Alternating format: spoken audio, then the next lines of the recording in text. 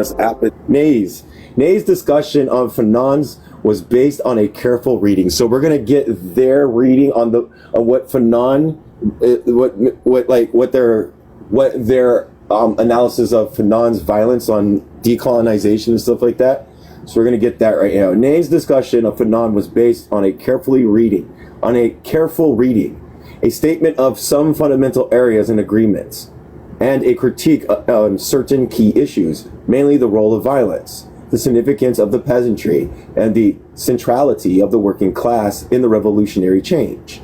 Unlike Aldrich, Ney emphasized his shared sense of outrage about the atrocities, misery, and humiliation imposed on colonized people. He also concedes Fanon's ability to articulate the outrage with moving and appropriate language. His undeniable insights into oppression and his relentless commitment to social justice. He regretted the premature death of Fanon, who doubtless would have revised some of his ideas in light of subsequent developments in Algeria and in the world. Having paid due respects to the man who contributed so much, Ney proceeded to correct flaws he found in the book Fanon left behind. On the question of violence, the question that concerns us here, Ney points out that armed struggle, however crucial, is only a phase, a passing moment in the revolutionary struggle of the people, underlining the resolve to take up arms and guiding the armed struggle. The armed struggle must be a well-defined political struggle.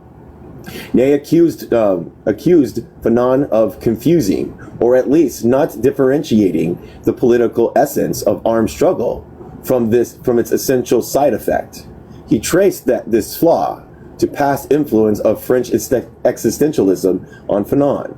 Ney claimed that although Fanon had overcome the apolitical orientation of his existentialist influences, he nonetheless remained a, quote, individualistic intellectual who emphasizes psychology over politics. Ney further argued that to emphasize the existential over the political aspects of armed struggle is to risk oversimplification of complex social problems, romanticism of the spectacular, and lack of preparedness when peace at least prevails and the task of national reconstruction begins. So long as the political consciousness of the people is left undeveloped, the only material martial arts are emphasized. Ney warned the very political goals for which arms were taken up are lost. Ney illustrated this point with earlier experiences in Vietnam, where because this person's from Vietnam, where because the people political confidence was shaken, veterans who fought for 9 years once again took up opium, and peasants who fought guerrilla wars once again became scared of goats. Ney's critique of Fanon is one of the most informative yet. The power of this critique lies not only in the analytical acumen of its author, but also in his ability to draw on the experiences gained from the revolutionary struggles in Vietnam. However, it is a constructive critique with the aim of correcting previous flaws while recognizing essential contributions. There is certainly much in Ney's critique that can serve as a cautionary markers to aspects of Fanon's ideas. The accusation that Fanon did not emphasize ideology or political struggle, which indeed he did, actually boils down to a regret that Fanon deviated from the traditional Marxist dogma. Thus, for instance, Fanon's contention that the most authentically revolutionary class in Africa is the peasantry, not the working class and the lumpen proletariat. The idlers, pimps, prostitutes, and petty criminals can play significant roles in revolutionary struggles, has brought him much criticisms from Marxist writers, including Ney, and of 1963 and Woddis, Woddis, 1972. Some of Ney's criticism of Fanon seems to be justified. Fanon indeed overgeneralized from the Algerian experience and drew categorical conclusions from one historical moment in Algerian history. He provided little data to support his claim regarding the attributes, problems, and prospects of social class in Africa. His style of writing, which was amorphistic. We're gonna look up that word. I always try to say it. Okay. I have.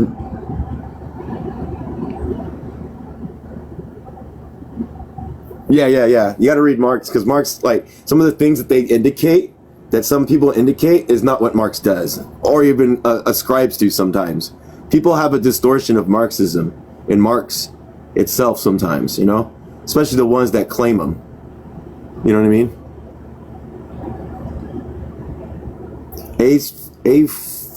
I can't say it. Aphoristics. Oops. Come on. Yeah. Okay, it's not gonna let me pronounce it. God damn it. Always fucking does that.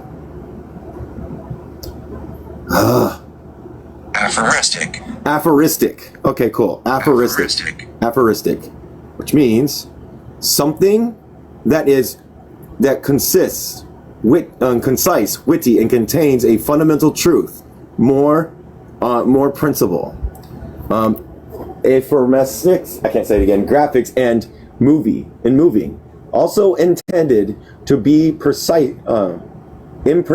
with respect to the time and place, and the actual and the ideal. One is sometimes hard-pressed to figure out if Fanon is referring to the past or the present of Algeria's situation, especially or the African predicament generally, and its statements are based on data or yet unconfirmed hypotheses.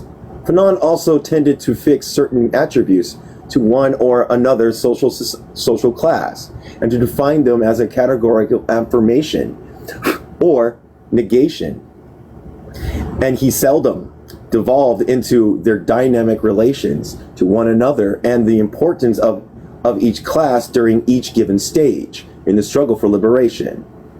I gotta do something because I have like a little thing on my freaking. Where's it at? There it is. I think I have a hair. I have glasses. I hate when glasses do that. As for Amilcar Cabral, 1979, as we're going to read him too.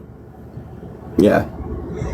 As well as demonstrated in a crucial and delineated and to delineate when the under that circumstances of particular class can advance or hinder revolutionary change and what conditions fosters alliances and conflicts among class. Other aspects of Ney's criticism are indeed quite unjustified. One of these is the claim that Fanon failed to consider ideology in political struggle. Fanon, 1976, himself said, quote, "For my part, the deeper I enter into the cultures and the political circles, the sure I am that the great danger that threatens Africa is the absence of ideology." In his later works particularly, Fanon emphasizes the role of ideology as he underscores the necessity of political struggle. The importance he attached to careful organization, social mobilization, effective leadership, and political education is quite obvious from the careful reading of his works. The accusation that, however, deviates from traditional Marxist dogma, therefore does not appreciate ideology or political struggles, is actually counterproductive. Indeed, two of the new dangers facing the oppressed today are the disintegration of progressive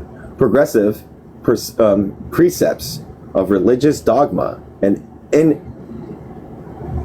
oh my gosh, I hate this, and the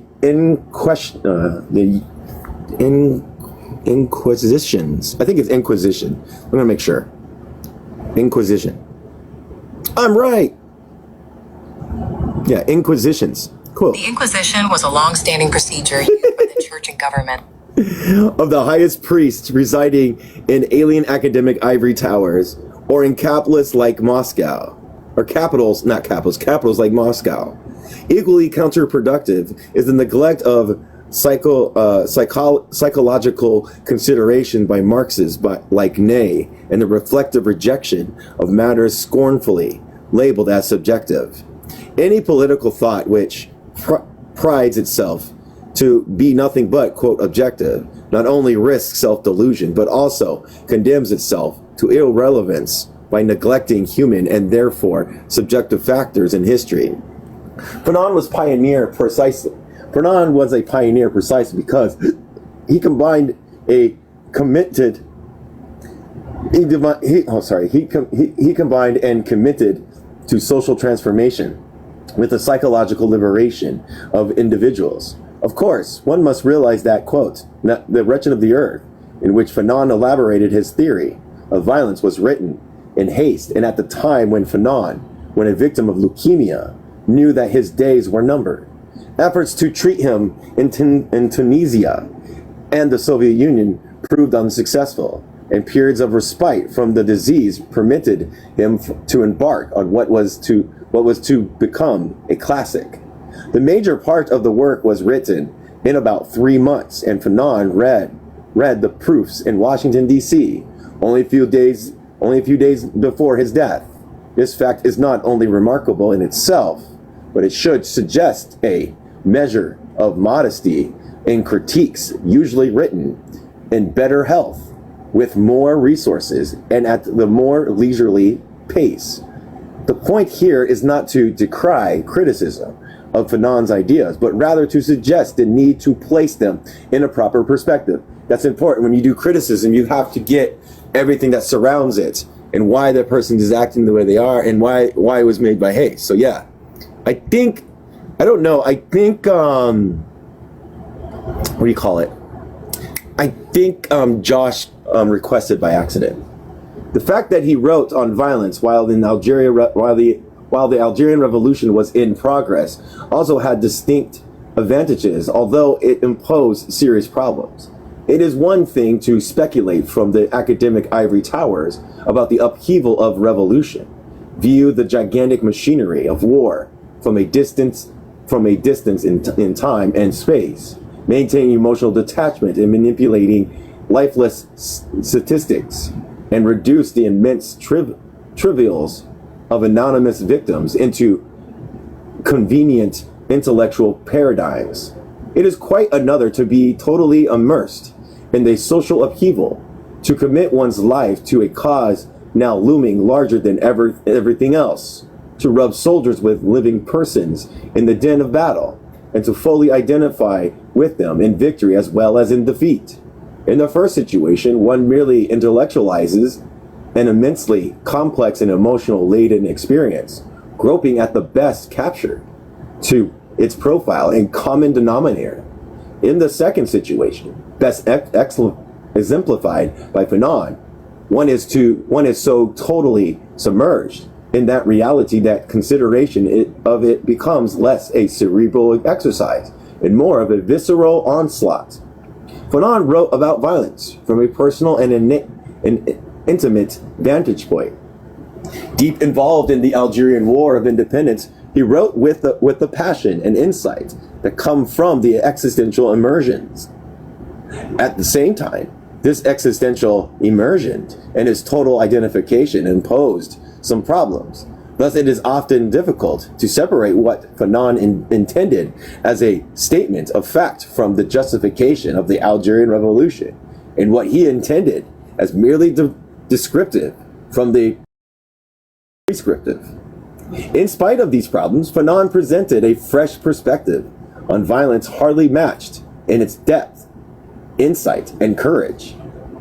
Many who studied the problem demonstrated their unwillingness to break out of the narrow and stationed conception of violence that every social order imposed by focusing only the illegitimate violence. Illegitimate violence would be described as people that resist the state. Like, illegitimate violence would be like the Palestinians fighting against the Israeli state. They're illegitimate. That's illegitimate violence in that perspective.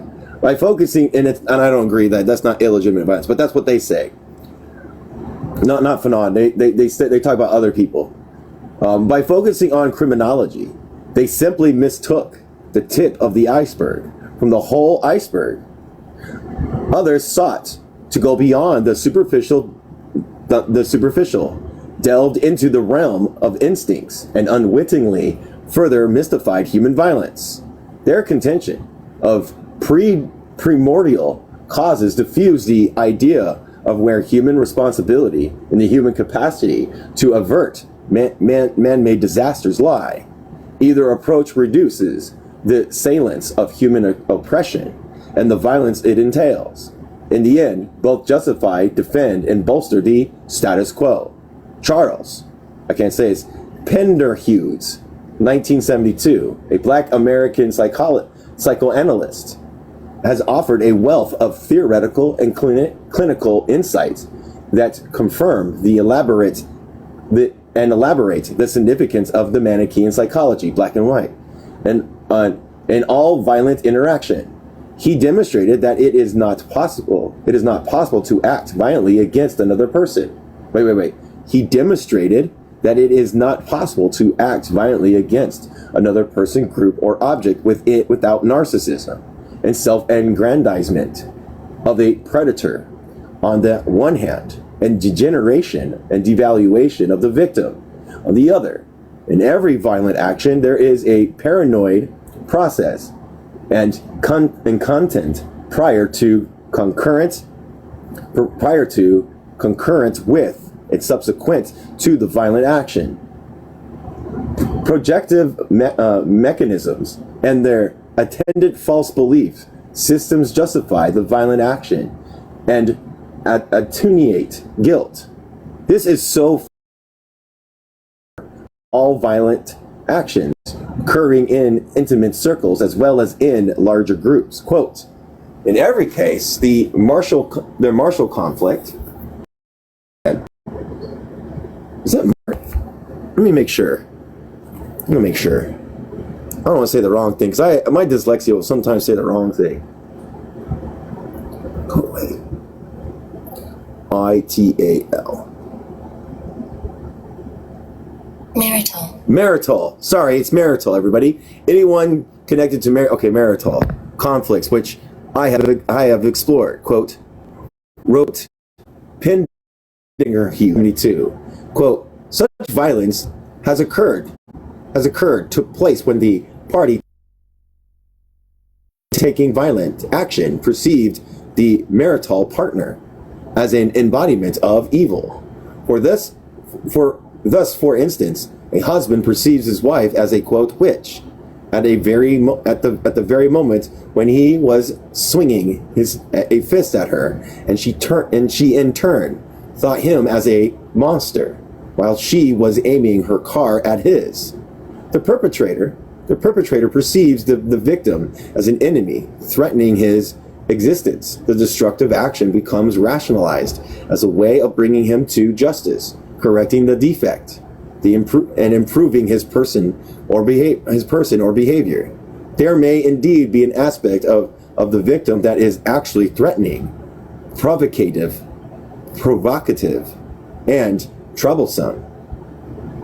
But more often than not, the external enemy presents a renounced, unacceptable, and projected parts of the self. Violence to another cannot occur in the moment of introjective relationships, when the would-be victim is perceived as an acknowledged and valued part of the self. Violence can only occur in circumstances of projective relationships. Introjective identification is the process by which we take as our own the acknowledge part of others, bound with them, and developed and trusting relationships. Projective identification is a process by which we renounce unacceptable impulses and attributes, cast them on safe objects, and define boundaries between the value self and the devalued objects. Paranoia is by no means a monopoly of pathological persons.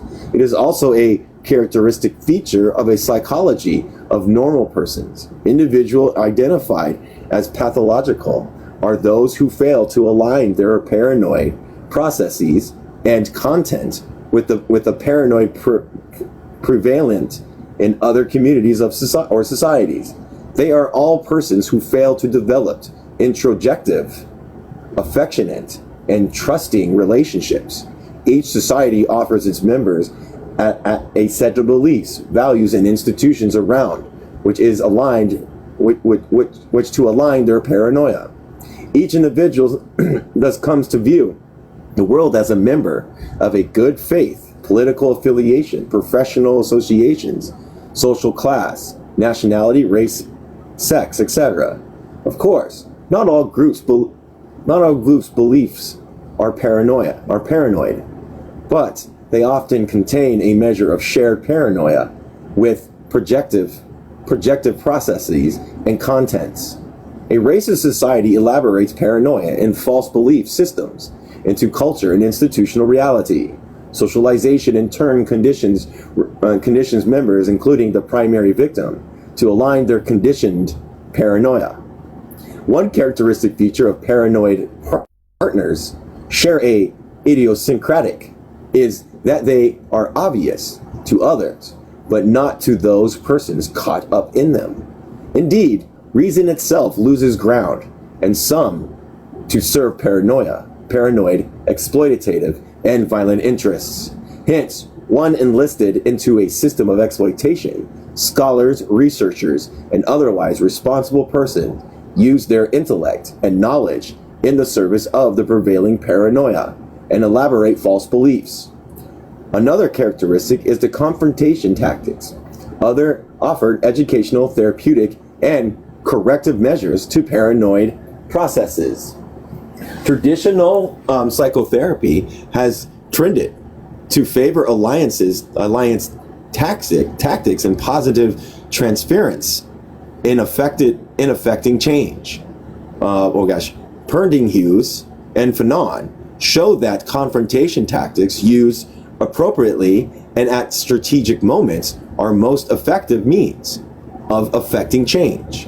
When the Manichaean psychology dominates groups, relations, and the social organization, collective paranoia permeates everyday living. There is, on the other hand, on one hand, the self-aggrandizing, more privileged and more powerful elites or masters, and on the other hand, they devalue less privileged and less powerful non-elites or slaves. The dominant group relates to the dominant primarily by means of projection, whereas the dominant relate to the let me read that. The dominant group relate to the dominated, primarily by means of projection, whereas the dominated relate to the dominant by means of introjection and identification with the aggressor.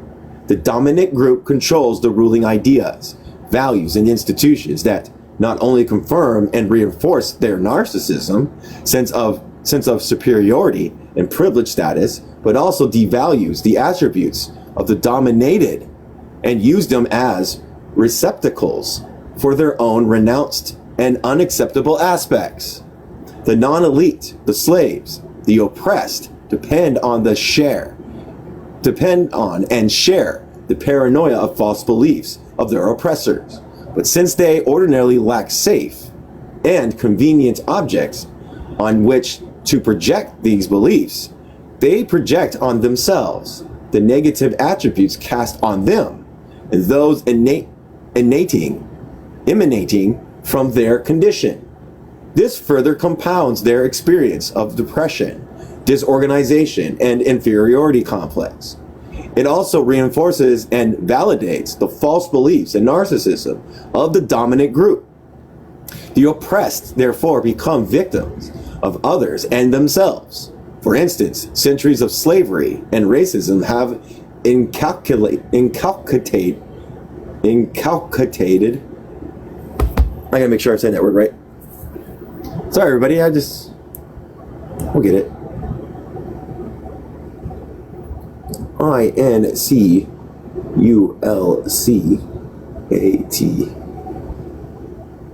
INCULCAT. Inculcated. The teaching and impress ideas, values, and habits into someone's mind through persistent instruction, admonition, and repetition. Inculcated and institutionalized what Pringhughes calls, quote, pro-white and anti-black, end quote. Paranoia among Black Americans and adversely affected Black identity and mental health. These remained intact until Black people began to confront directly the prevailing non-white and anti-Black paranoia on two fronts, in themselves and among whites. The Black Power movement of the 1960s began to unmask and undo the corrosive consequences of pro-white and anti-Black paranoia. Confrontations of this sort may be predictably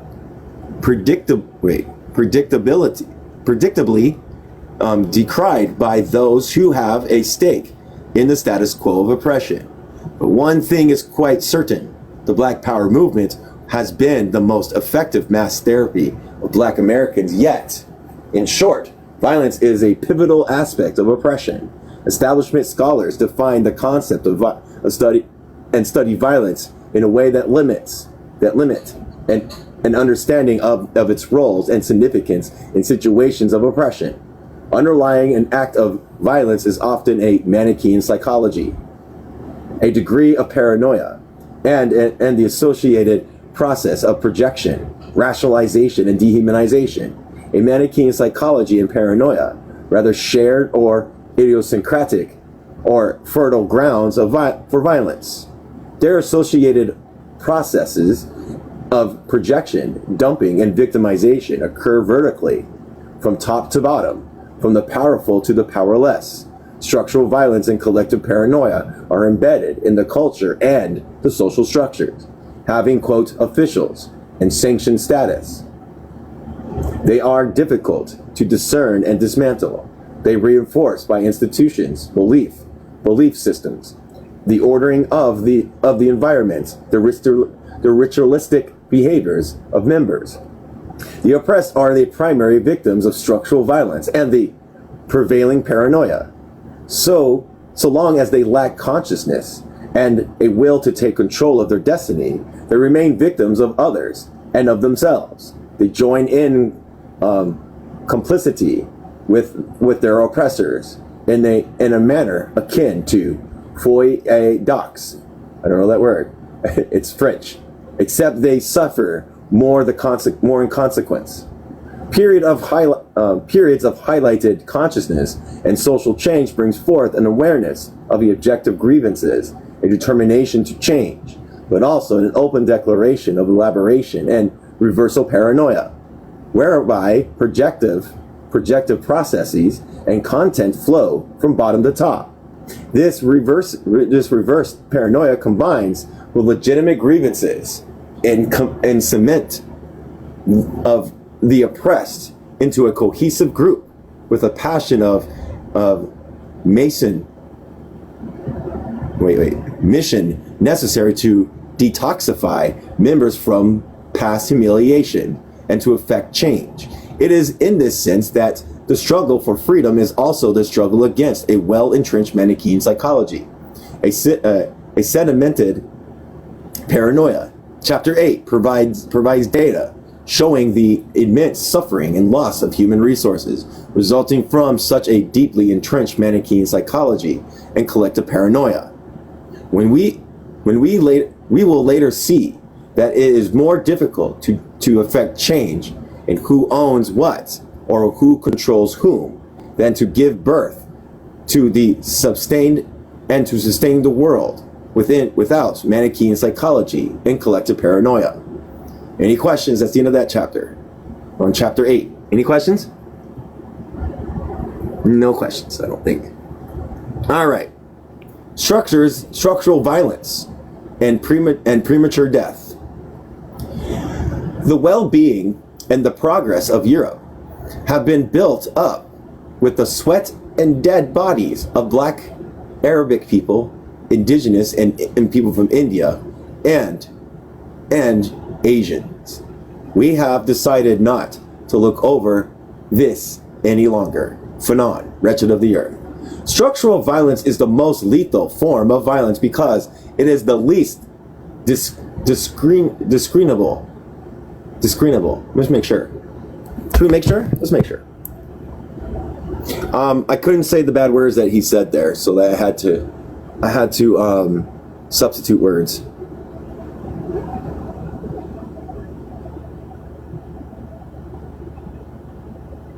Please say it. Discernible. Oh, discernible.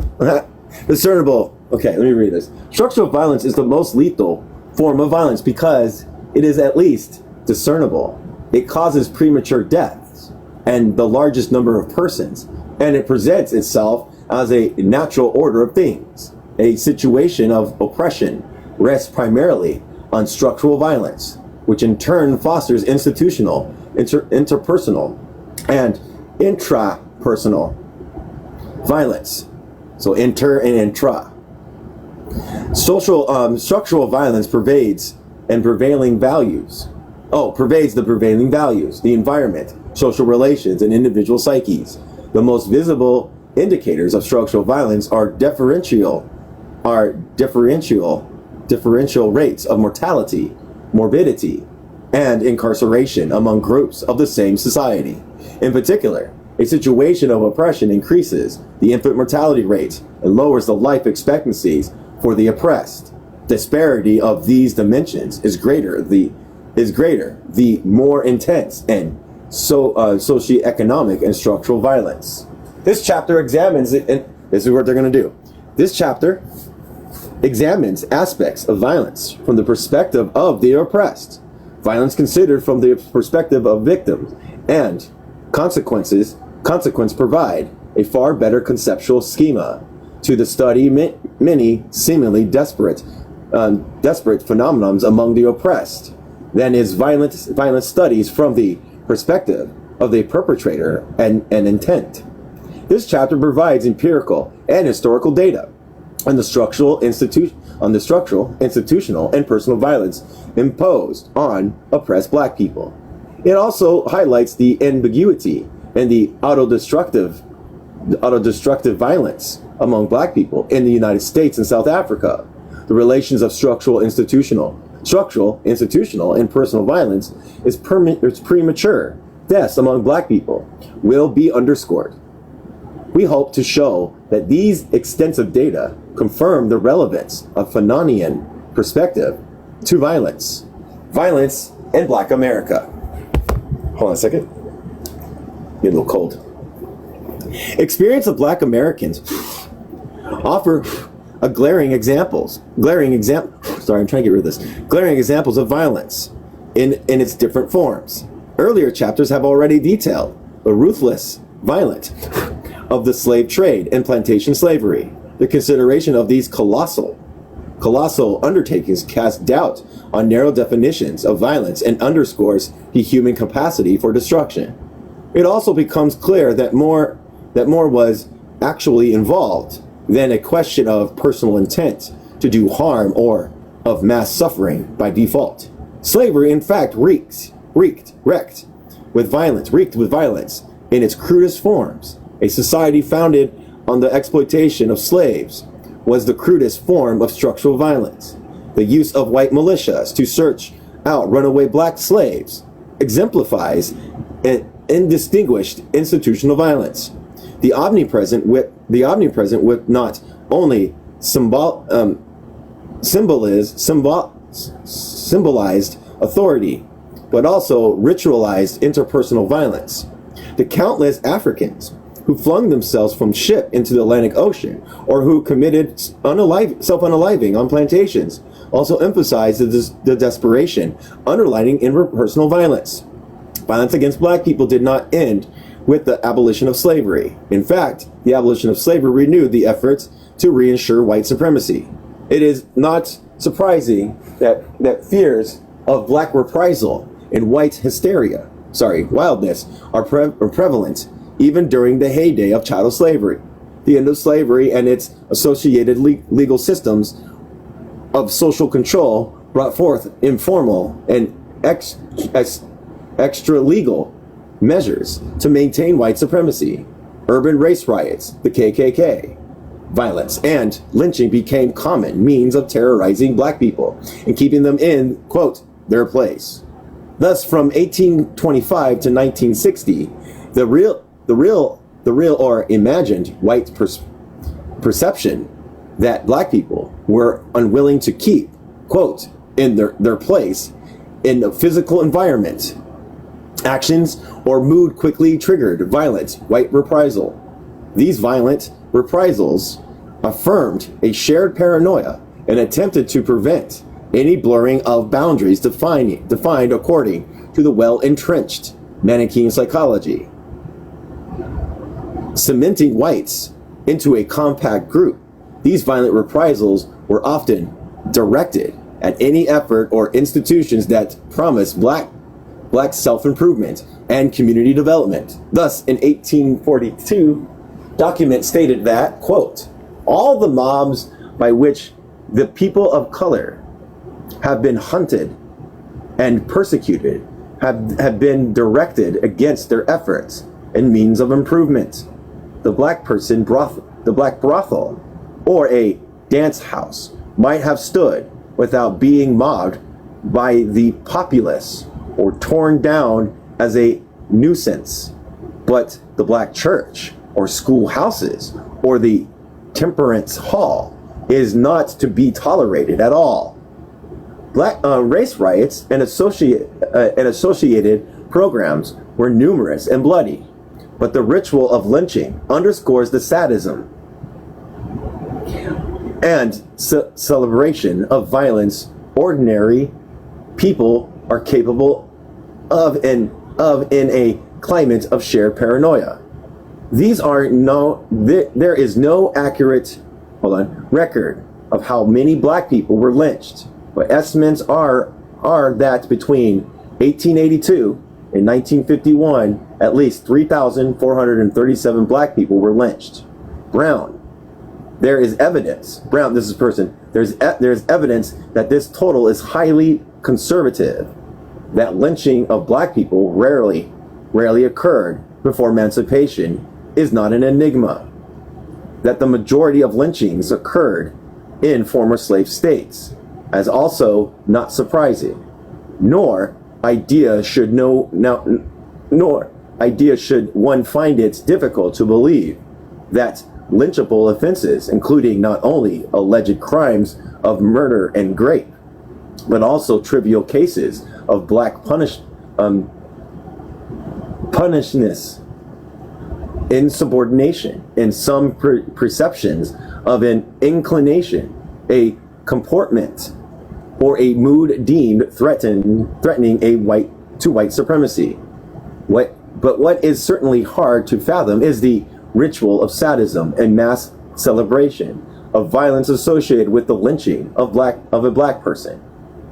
Clinicians have, of course, considered sadism long ago, but only as an isolated individual problem, not as a collective social phenomenon exemplified by the lynching ritual. Let's look up what sadism is.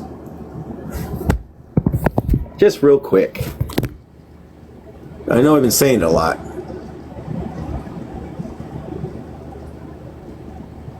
Make sure I'm saying it right.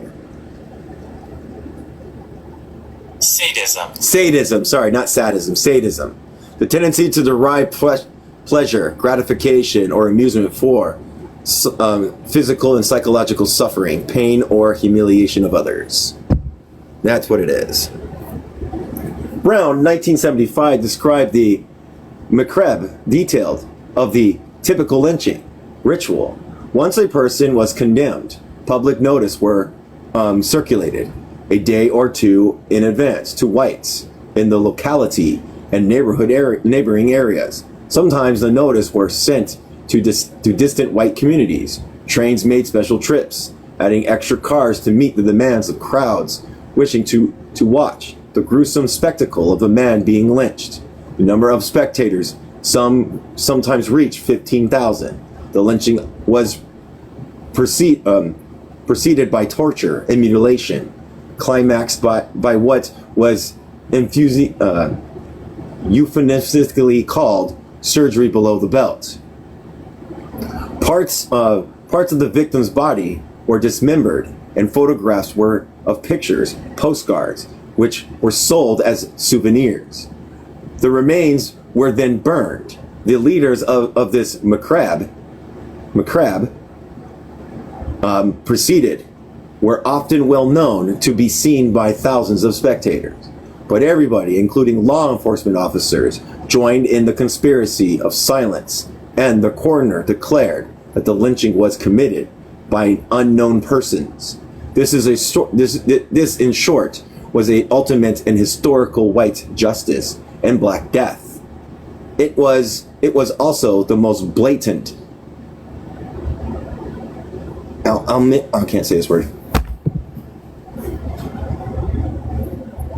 I'm not even gonna try to say it. AMALG. No, amalgamation. Amalgamin. It's probably amalgamate.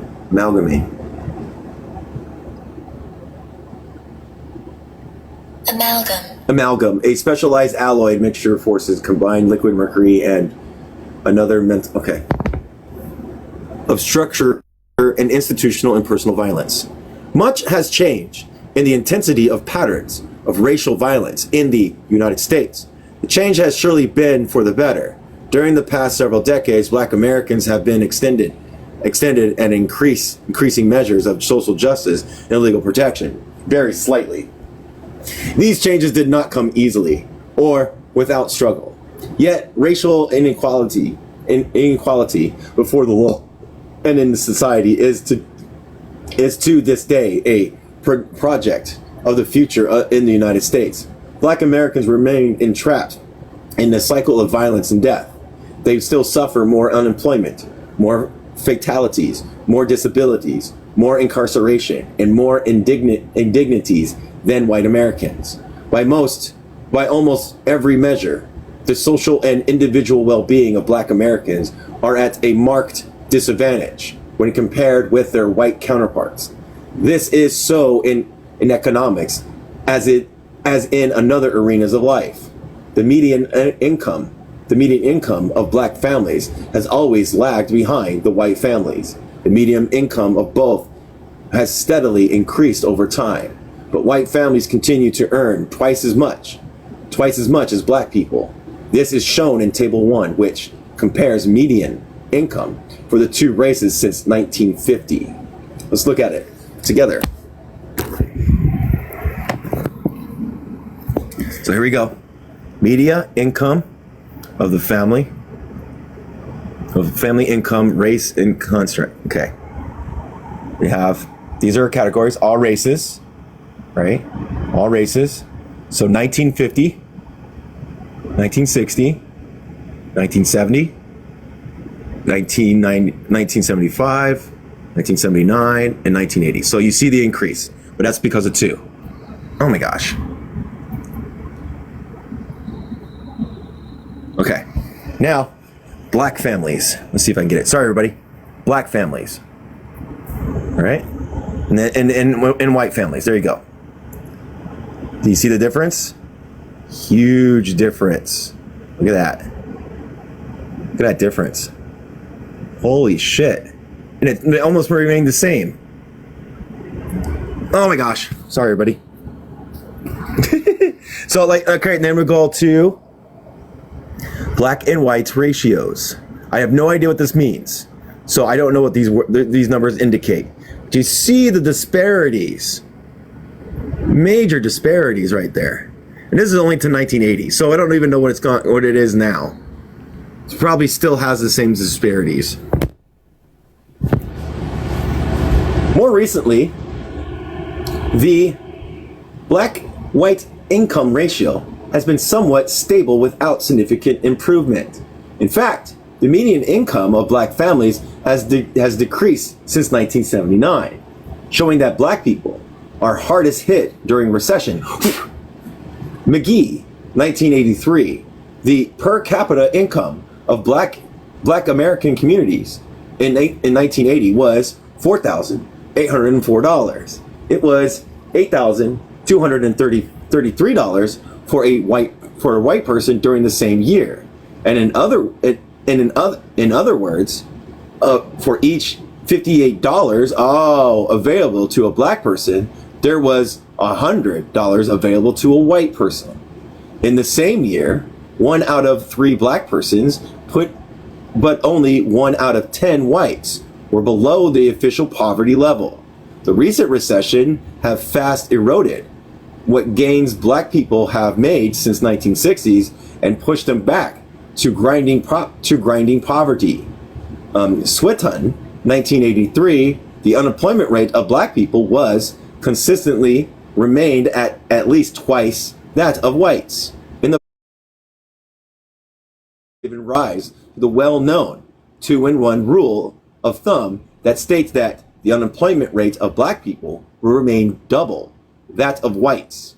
Looking at unemployment rates span 30 years, Swinton, 1983, concluded, quote, This rule holds for black people of all ages, both sexes, all educational levels, and all regions of the country, center cities, and in suburbans. End quote. Shocking as this may be, the unemployment rate of black people has risen in recent years. Hardest hit by the recession are black people under the age of 35, whose current unemployment rate is the highest in post-war years. Brenner, 1973, 1977, 1982, has shown qualitatively the social, physical, and psychological effects of the unemployment. Based on the 1970 census data, Brenner estimated that a 1% increase of unemployment in the United States leads to at least 63,887 deaths, mostly from heart diseases, 920 due to self-unaliving, 684 homicide, 495 deaths from alcohol-related diseases, and 4,227 admissions to state hospitals. More recently, Bernier, 1982, articulated that every 1% rise in unemployment rate increases the mortality rate and cardiovascular death by 2%, homicides and incarceration by almost 6%, the infant mortality rate by about 5%, and mental hospital admissions by almost 4%. Yet the unemployment rate of black people is now above 20%. The unemployment rate of black youth soars above 45%. Now this is all like in the 80s, okay? So it's much different now. But there's still disparities. The infant mortality rate is generally considered to be a sensitive indicator of a nation's health ranking. Infant mortality rate for black Americans was 23.6 deaths per 1,000 live births in 1977. During the same year, the infant mortality rate for white Americans was 12.3 deaths, almost one half that of black people. These rates changed over the years, but as Table 2 shows, the infant mortality rate of black people remained consistently about twice as high as that of whites. Similar differentials are also indicated for neonatal, and postnatal mortality rates. It is clear that from the very beginning, society places the black infant at the greater risk of death than the white counterpart. The iniquities of death rates to hand in hand with inequities. Let's make sure I'm saying that one right. And iniquities. I think it's iniquities. Let me find out. Iniquities. No, I didn't say it right. It says INEQ. There it is. Inequities. So there are inequities in the major causes of death. Black infants are 3 times more likely to die of disorders related to short digestions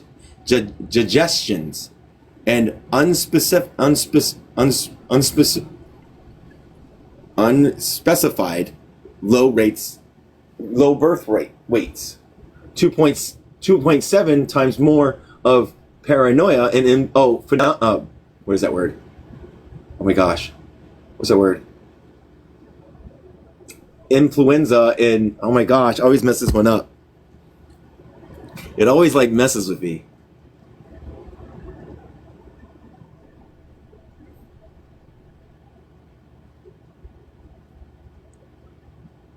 Oh my gosh.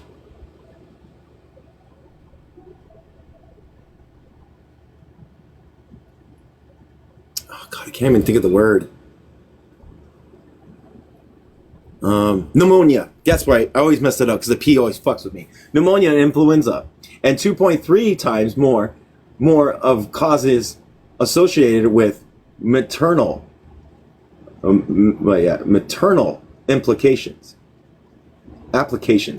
complications. There you go, complications. Moreover, a black baby is 4 times more likely to lose his mother due to causes associated with pregnancy, birth, and postpartum and complications. He is also twice more likely to be born to a mother who receives little or no prenatal care. When a black child is spared early death, he is still more likely than a white baby his age to suffer inadequate nutrition, mental slowing down, learning disabilities, educational disadvantages. This racial inequity is also reflected in the life expectancies. In 1979, the life expectancies of black people and whites in the United States were 68.3 and 74.4 years respectively, the difference of 6 years. The life expectancy for both black people and whites changed over the years, but the difference in expectancies remained almost the same. Thus, for instance, the life expectancy of a white American males was 67.4 years in 1960. The same year, the life expectancy for non-white males was 61.1. The ratio of non-white to whites is 0.91. 10 years later, life expectancy was 68 years for whites and males, a 61.3 for non-white males. Again, the ratio of non-whites to whites is 0.90. Indeed, it is instructive to note that life expectancy for non-white males in 1977 was about the same as what it was for white males in 1945. Lawrence Gary estimated that if we, quote, assume that life expectancy rates for white men will remain the same while that of black men continues to increase at the present rate, it will take about 70 years before the two groups are at parity with respect to this measure. Wow. 70 years. That's a lot. Holy crap. Not surprisingly, overall, mortality rates also show racial disparities, as do infant mortality rates and life expectancies. In 1977, the mortality rates of black males and white males were respectively 1,446 and 782 deaths per 100,000. This mortality rate of black males exceeded that of white males by 34%. In that same year, the mortality rate of black females and white females were respectively 621 and 428 deaths per 100,000. Thus, the mortality rate of black females was 45% greater than that of white females. When the two races are compared on major causes of death, one also finds differences that underscore sedimented inequities in the American society. In particular, black people die at higher rates of heart disease, cancer, stroke, and homicide. Cardiovascular disease have become a major cause of death in industrialized countries in the United States. For instance, it accounts for 1/2 of 2 million deaths each year. Some have mistakenly called it a, quote, disease of affluence. The term had meaning in the past when it primarily affected the well-to-do in developed countries. Then, as now, the fact remains that infectious diseases prevail in underdeveloped countries. However, recent data shows that cardiovascular disease is also a major cause of death among Black Americans. For instance, in 1977, Black males between the ages of 1 and 39 were at least twice as likely to die of heart disease than white males in the same age group. In particular, coronary heart disease, hypertensive heart disease, and stroke are major killers of Black Americans. The integration of Black people into a consumer economy and into industrial urban centers was brought about significant changes in diet, level of stresses, cigarette smoking, and exposure to pollution. The tragedy of that Black people became integrated faster into a so-called, quote, diseases of affluent than into affluent America. Coronary heart disease is the leading cause of death among black people generally, and Black women in particular. The white mortality rate from this disease far exceeded that of Black people until a few decades ago. Gradually, the rate for Black people began to approach, and in some cases, outstripped that of whites. Black men between the ages of 45 to 64 have now the higher death rate of coronary heart disease that matched white males. Worse, Black women between the ages of 45 and 75 have a far higher death rate from coronary heart disease than white women in the same age group. This fact is not sufficiently appreciated. Public health measures involving early detections, treatment, and above all, prevention are urgently needed to reduce the massive toll exacting by coronary heart disease in the Black community. The prevalence in hypertensive heart disease and stroke in the Black community today is well recognized. A number of studies have shown that high blood pressure is common among American Black people, South African Black people, West Caribbeans, and urbanized Africans, but infrequent among rural Africans. In addition, it is known that Black people in poor areas of central Mississippi have 3 to 4 times more high blood pressure than middle-class whites in the suburbans. Wherever the role of genetic predisposition, excessive sodium intake, or smoking, or etological significance. I'm just gonna look up this word. I hope it lets me say it. Hey, what's up, everybody? Hope everybody's doing well. There's only 2 of us. They come, they go. They come, they go. But like, hey, are you doing I don't know. Did I spell it right? Yes, I did.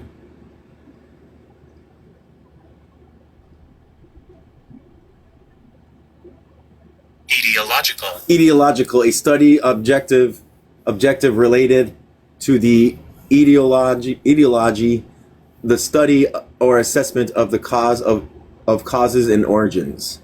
Etiological significance of stress and high blood pressure and related disease cannot be doubted.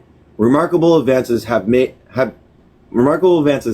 made with regard to the treatment and control of these diseases. Yet Black people are less likely to benefit from these advances because the inequities in the healthcare system in the United States. The higher cancer death rates is also found among Black Americans. Data comparing cancer death rates from 1950 to 1977 show a dramatic increase of cancer deaths for Black males. There was a decline in rates for women of both races and an increase of 22% for white men and a shocking increase of 63% for Black men. A major portion of those cancer deaths among Black people involves cancer of the respiratory tract. Lung cancer deaths have been steadily increasingly since the 1930s, with with black rates trailing those of whites until 1960, when black cancer death rates came to exceed those of whites. The differential is now more alarming, not only because it is much higher, but also because it is highest among younger black people.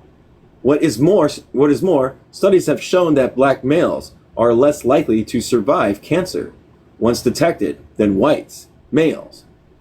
Again, inequities of healthcare account for lower survival rates of black people, cancer patients. Because of this, cancer in many black people also remain undetected or is diagnosed at a much later stage. There, three explanations are offered to the accounts for the astounding rates of lung cancer among black males. First, studies have indicated that black males above 20 are now more likely to smoke cigarettes than are white males. This is a significant break with the past. The National Survey of 1956 indicated that black people smoked less than whites. Secondly, migration of black people to urban centers with highly polluted air increased the risk of lung cancer. Indeed, as black migrated into these high-risk urban centers, whites moved out of them in large numbers. Third, black males who find employment in industry are most likely to be hired for occupation in which they are exposed to high levels of carcinogens and given the most dangerous assignments.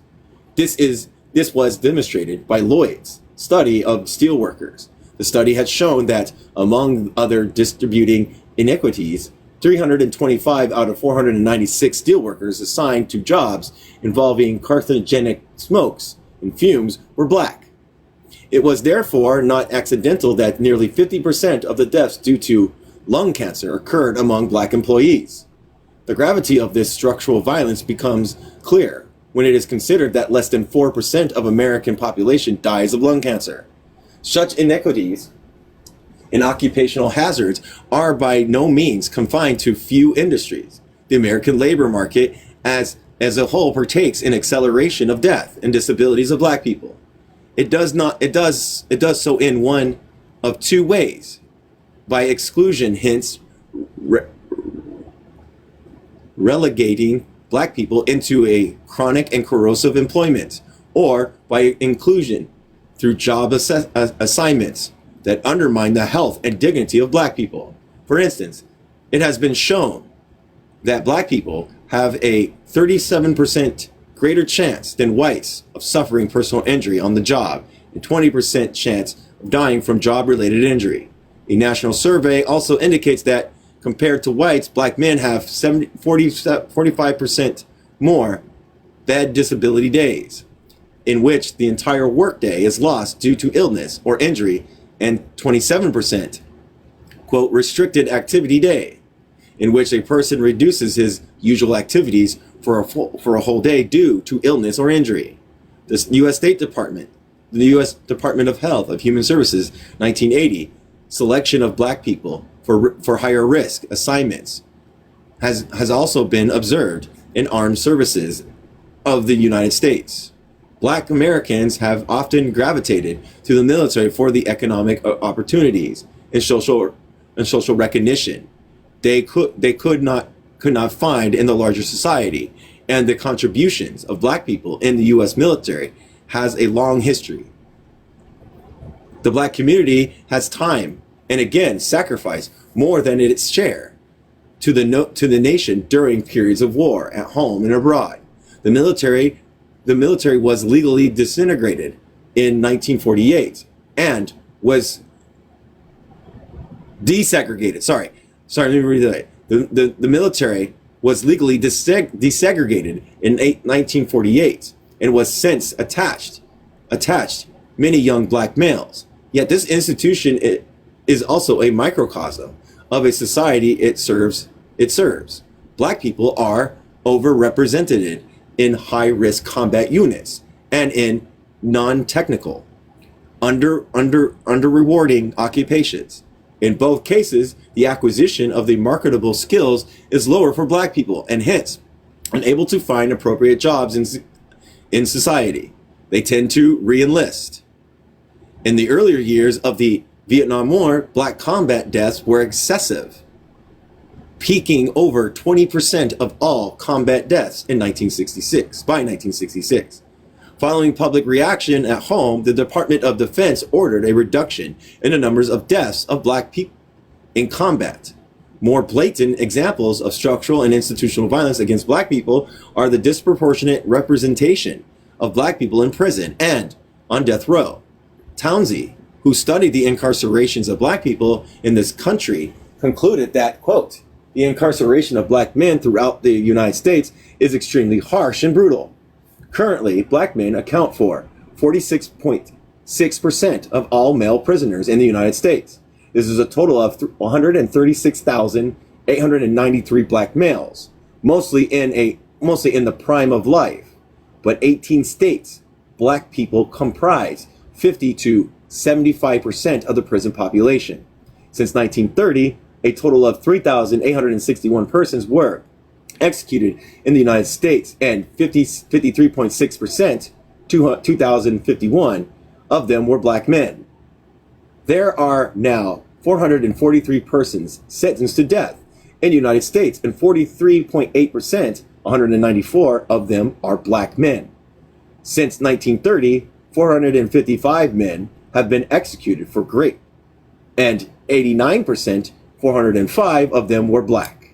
Further, black men comprise 76%, 23 of persons executed by armed robbery, and 100%, 11 of those executed for burglary. Currently, black people comprise nearly 58% of those on death row. The death penalty was ruled unconstitutional in 1972, but some states are now revising this rule with grim prospects for black people in this country. This iniquity are not confined to black people in prison and on death rows. The pattern of arrest and judicial proceedings have constantly shown a bias against black people. The Scott Sparrow Boys, Marcus Garvey, George Jackson, and the Soliday brothers, Malcolm X and the Wilmington 10, the countless other demonstrates a sordid history of unjust arrest and severe sentences meted out for black people whose misfortune of offenses brought them out into a criminal justice system.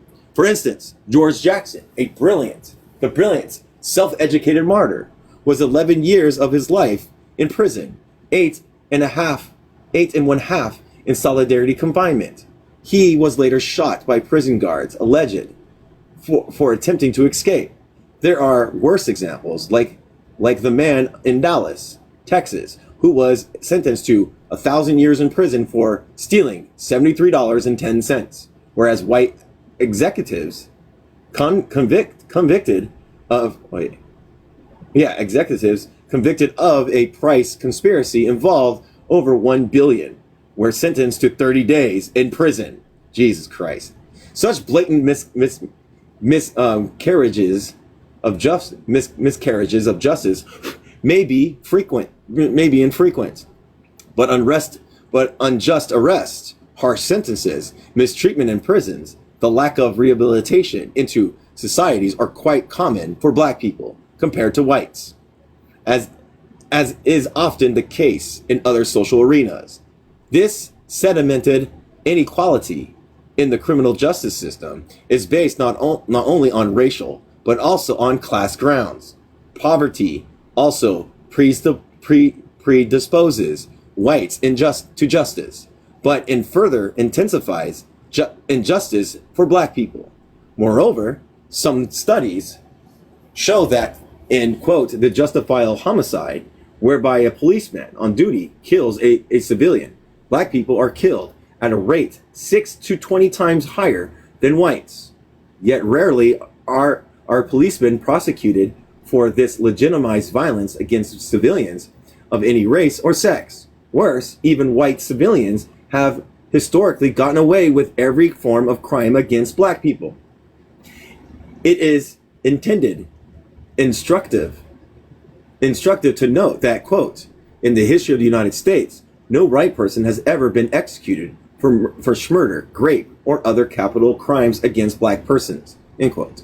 That black people are punished harshly for offenses, minor or serious, proven or suspected, and that whites get away with gross and substantiated crimes against black people are only further indications of structural and institutional violence. These all proven that structural and institutional violence. It would, of course, be wrong to assume that black people are simply passive victims. Far from it. Black people do engage in violent and destructive action. Violence and crime in all types are indeed rampant in the black community. Homicide, rape, and attempted rape, robbery, aggravated and simple assaults, purse snatching, and pocket picking are all too frequent occurrences, exacting immeasurable toll among black people. Most of these crimes are not interracial. They involve predators and victims who are black. But these forms of interpersonal violence cannot be explained apart from the prevailing structures. That's where it comes from. The prevailing structures in institutional violence in society. That's where it stems from. Moreover, such acts of violence against persons and property constitutes expressions of misdirected rebellion and collective autodestruction. Homicides among black people best illustrate how victims of oppression turn on each other and systematic violence imposes on them. The structures create these conditions. A growing body of literature on homicide among black Americans supports three unmistakable and disconcerting conclusions. First, there is a far higher incidence of homicides among black people than in any other ethnic group in the United States. Second, black males between the ages of 20 to 35 are the most common victim of as the most convicted offenders for homicide. Third, homicide typically occurs within a familial, intimate, interpersonal context. These conclusions and the data from which they are drawn confirm the view that violence breeds more violence and that the community of victims, unaware of its history and unable to control its destiny, tends to victimize itself viciously. The following studies underscore the point. One of the most extensive, epidemiological, I don't know if I said it right. So right there, they're describing how structural violence creates interpersonal violence and how it creates the violence among their own race because white people get away with everything, basically. At least more.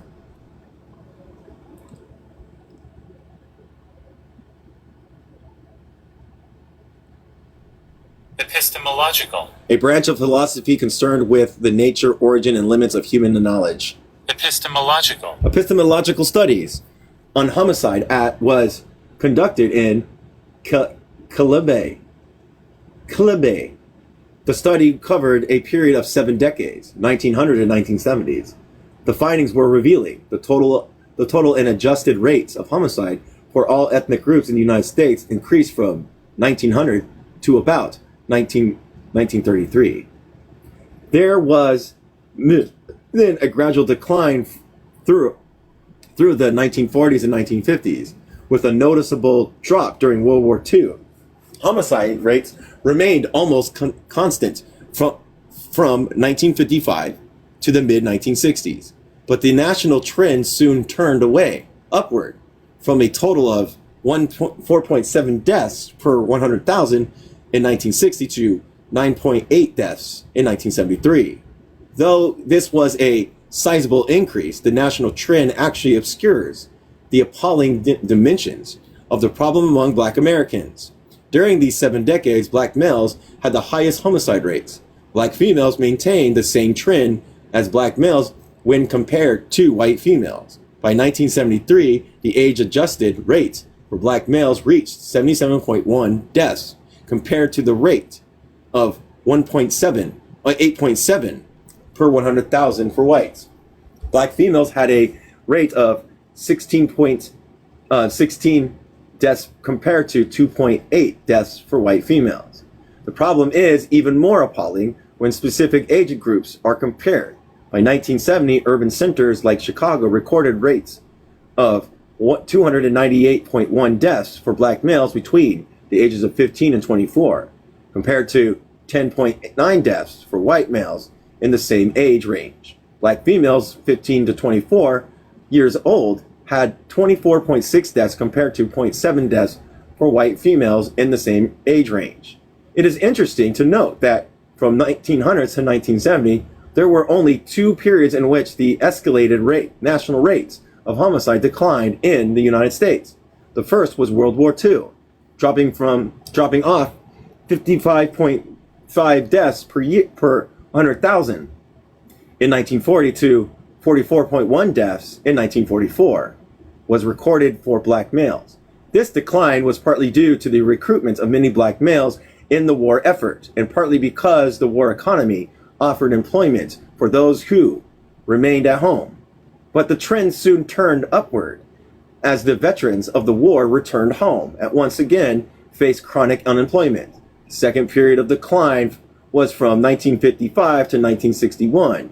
We have suggested elsewhere that the legal injunction against segregation, notably the Brown versus Topeka Board of Education decision and the Korean War, contributed to the second decline. Legal and economic changes created a climate of hope, expectations of solidarity among black people.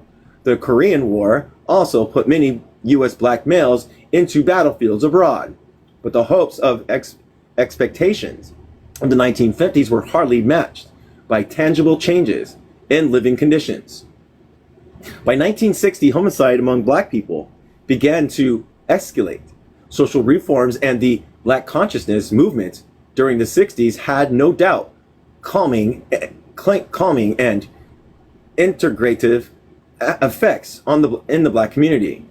But the educational and socioeconomic benefits that ensued were largely confined to the burgeoning black middle class and so-called, quote, black underclass, given only tantalizing promises of change was to remain in worse poverty and the undevelopments of urban. They use the GH word, urban centers. With the assassination of Dr. Martin Luther King, Black America went up in flames. Well, I would have too.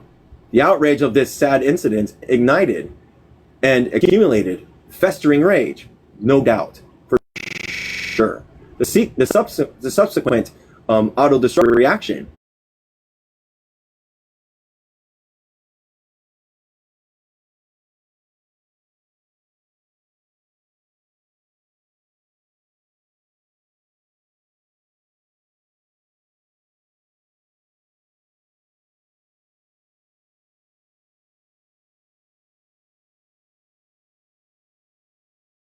outrage turns to victimize itself after the most committed black advocate of nonviolence. The Nobel Peace Prize winner died from the bullets of a white assassin.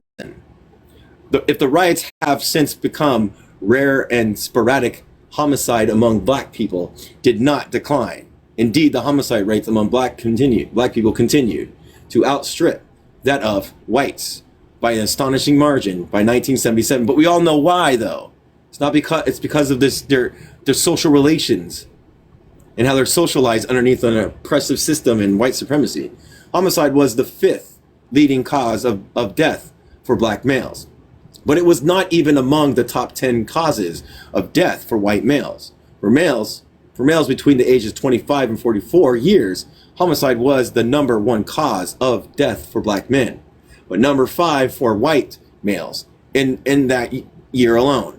More black people, 5,734 were killed than all black people, 5,711, who died in the entire 9 years of the Vietnam War. Oh my gosh. This fact should underscore that there has been an undeclared war on black Americans, and that many black people have become agents of their autodestruction. The pervasiveness and intrapersonal violence can be shown by the growing menace of suicide, self-unaliving, alcoholism, and drug abuse. Suicide has not been a leading cause of death among black Americans. Traditionally, white men had the highest rate of self-unaliving rates in the United States, and their rates increase with advancing age. However, there are indications that the ratio of self-unalivement among black males has increased during the past decade. The increase has been highest among black males between 20 to 29 years. From 1947 to 1977, the self-unaliving rates increased 195%, from 7.3 to 21.5 per 100,000 black people for black males in the age group 20 to 24. Wait, I already read that. For black males 25 to 29 years old. For the age group 15 to 24, self-unaliving has become the third leading cause of death for black males and the second leading cause of death for white males. Though there are some disturbing indications of the increase of rates, the self-unaliving rate among black people still lag behind that of whites. But when self-unaliving is considered beyond its legal definition, thereby taking into account accidents, the victim participated homicides, the rate for black people increases dramatically. The prevalence of alcoholism in the black community is less ambiguous than self-unaliving. Harper, who studied the problem extensively, declared alcohol abuse the matter of the number one health and social problem of black American community. They have earlier outlined the torturous and scandalous roles of alcohol in the slave trade, particularly in imperialism of Europe generally. That alcoholism remains a serious problem in the black community suggests both a continuity with the past and the depth of frustration in the black community. Not surprisingly, alcoholism has had a long and stubborn presence among black Americans. There are indications that alcoholism is a growing menace among black Americans. A rapid increase is reported for 18 to 25 years old and women under the age of 45.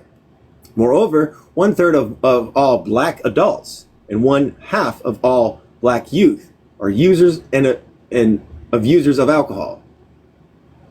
The problem is not only alcoholism per se, it is also its effect on health and social well-being.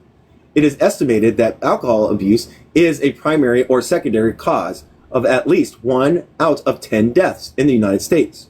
More than 50% of murders and 50% of deaths for accidents in black American communities involve alcohol. Black people died at 3 times the rate of whites from alcohol-related diseases.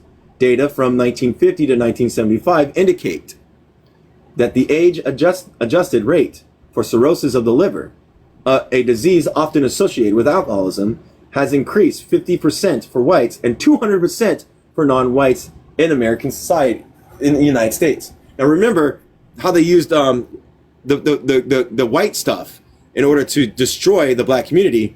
The same thing with alcohol. Alcoholism is indeed one of the, and also alcohol with indigenous people. They did that too because it was bad for indigenous people. Alcoholism is indeed one of those self-inflicted human problems that has wide repercussions in the community.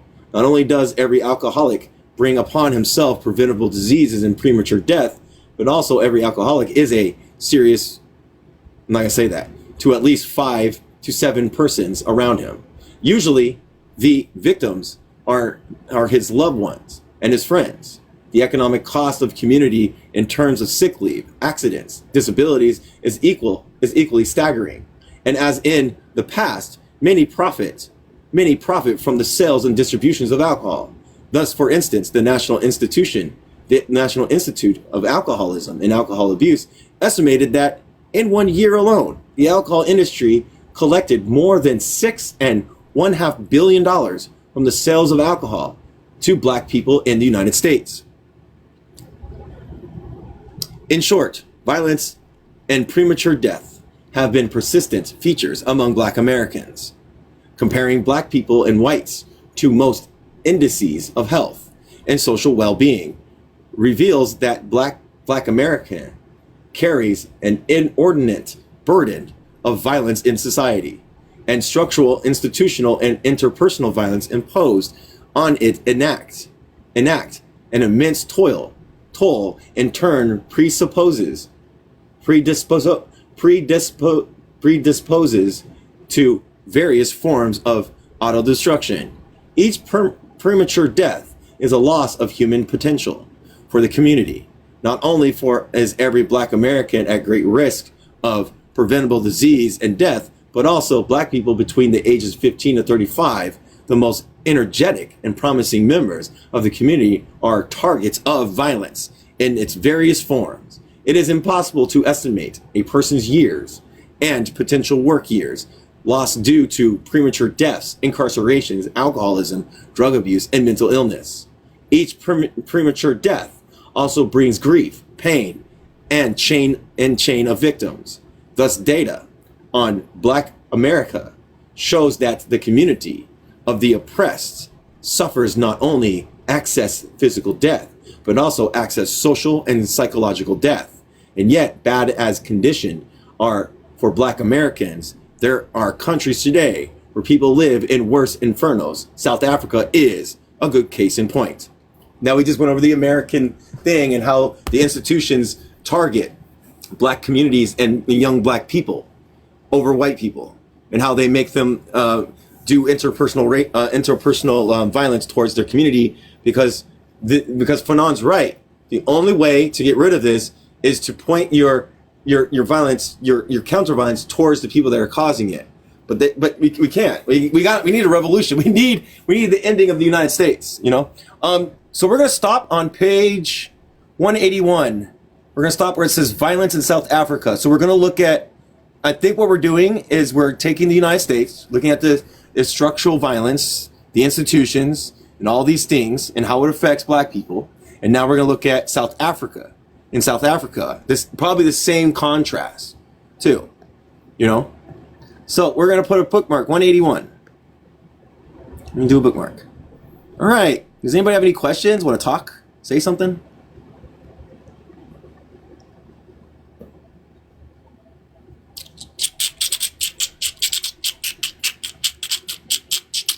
All right. And next day, tomorrow, we'll go over the violence of South Africa and further on. And we're probably going to go over the Manichaean psychology and all these things and look over like what structural violence has. Oh, I know. Your message? What does your message say? Hold on. Oh, there you go. I don't believe it's self-afflicted. I think it's white people not only advertising but pressuring by us. So it's the white infrastructure that causes these things, because they do this on purpose to keep them subjected and subdued and subjugated. It's like they did with the indigenous populations when it came to alcohol themselves too. It's easier to control them, and they die out faster, and they can't point their interpersonal violence towards the state because the state is just so powerful that they don't like recognize. It's just lack of recognition by the state and by society. So they point it towards other people instead of like doing it. It was self-inflicted to themselves, but it was self-inflicted because of something. So they did self-inflict, but they did it because of something.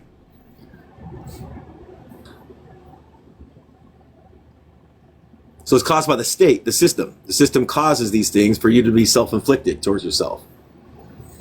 It's the pathology. All right, does anybody, any more questions? Nope. All right. Well, I appreciate everybody. I hope everybody enjoyed the reading. We'll start tomorrow. We'll go on South Africa. We'll talk about the structural violence and how the three types of violence really is detrimental to the conditions of communities like the Black community and stuff like that. So that's going to be interesting. I think they're going to talk about it because It might be during the apartheid. The apartheid times when South Africa was in an apartheid situation. So anyways, all right. Well, I appreciate whoever stayed.